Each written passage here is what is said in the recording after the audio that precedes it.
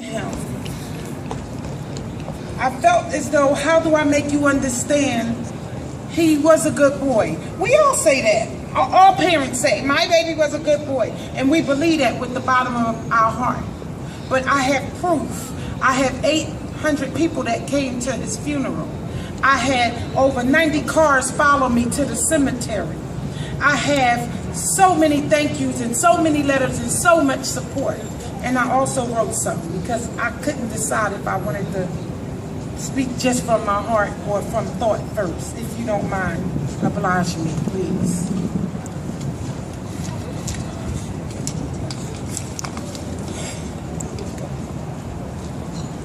As I said before coming here today, I'm wondering what can I say to help towards Brandon Tate Brown that was so abruptly taken from me.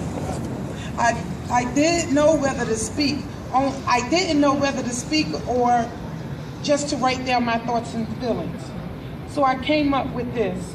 I remember hearing the verdict of Mike Brown, going to use my restroom and saying, God, please place me in a position and or a place to help me fight for our black men's lives that are being eradicated on a regular. Please let me have a voice that could scream across the U.S. and I'd be heard. Never would I have thought I would be a part of this so-called genocide of our black men. Brandon Tate Brown was my son. He was my firstborn. So my first life's journey began with him. My first experiences with colds and ear infections. Now that might not matter to some of you, but when you're a mother and it's your first child, you get to learn a lot about fevers, rushing them to the hospital every time, every little thing happens till you have your third, your second, my fourth is at work. Brandon was an extremely happy person who wanted to laugh and make others laugh.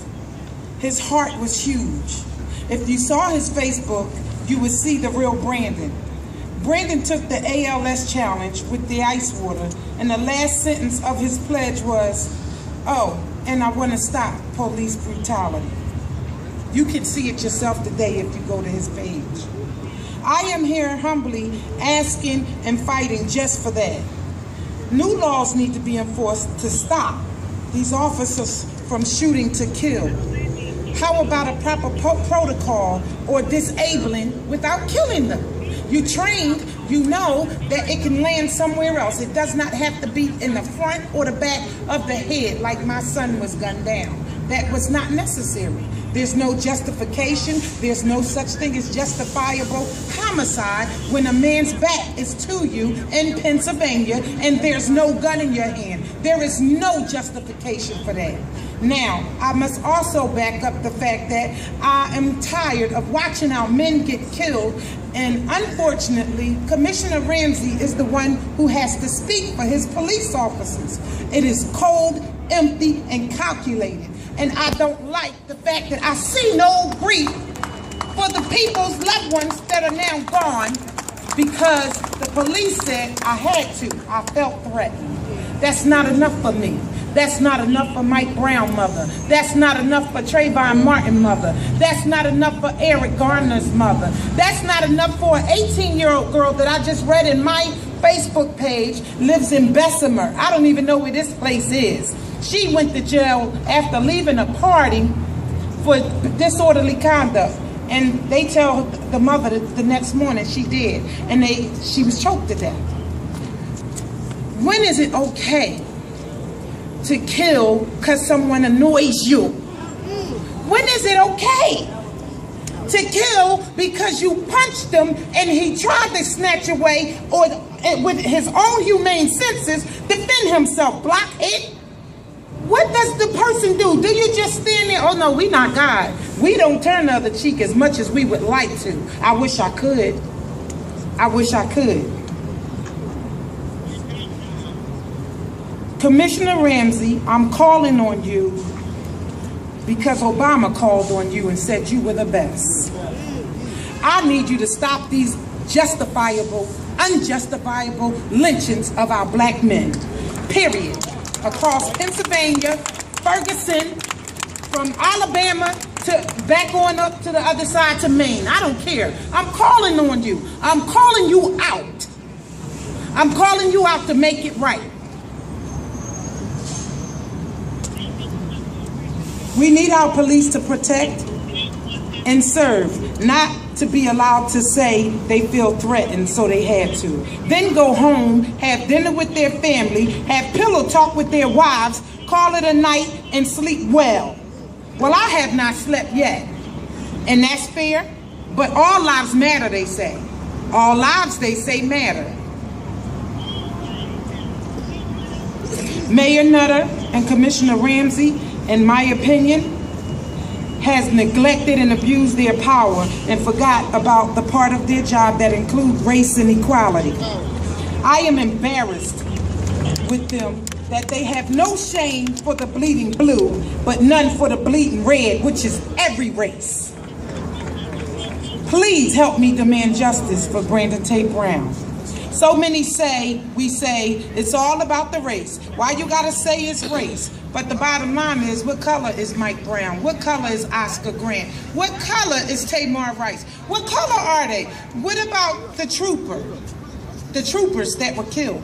They asked that white man, was he okay? Handcuffed him and took him in and followed protocol. He killed your own people.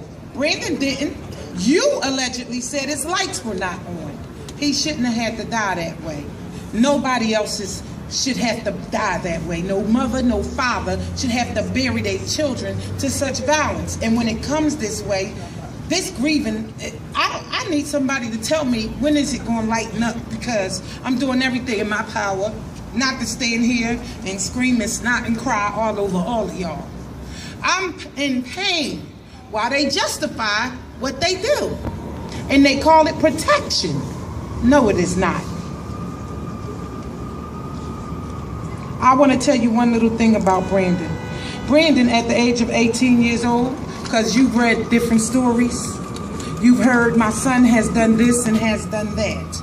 I'm getting ready to tell you the story. The only thing I left was the 2 papers with his charges. They were aggravated assault. Why? Because a man beat up his then girlfriend and hit her in the face with a pipe. Me being abused by a man in the past raised my children. You do not touch women. Brandon could not handle that, so he went to defend her. It got out of control. In front of that judge at the CJC Center, her name was Lisa. I'll never forget that judge's first name. She asked my son, what do you have to say for yourself? He said, Your Honor, I don't have nothing to say for myself except it's my fault and I know I gotta pay. I would love for you to tell me I can go home, but I know you can't, and I will deal with what comes. Now, that is the only record ever of Brandon Tate Brown when he was 18. That is the only record of Brandon Tate Brown in 2012 when he was released. He's not been in trouble and said, if I gotta work at Checkers and sling this grease every day, I'm not going back. Don't listen to the ugliness. It's not true. Not at all. Stop believing the ugliness. I've run across some people on Facebook being hard, but I'm gonna tell you something. I remember being a teenager walking home wishing I got hit by a car that hurt my ankle so I didn't have to go in the house and deal with what I was going to have to deal with from my mother. My punishment, my discipline. Everybody deserves to be forgiven. Everybody deserves a second chance. You cannot turn Brandon Tate Brown into a monster, because he never was, and he loved everybody. Thank you.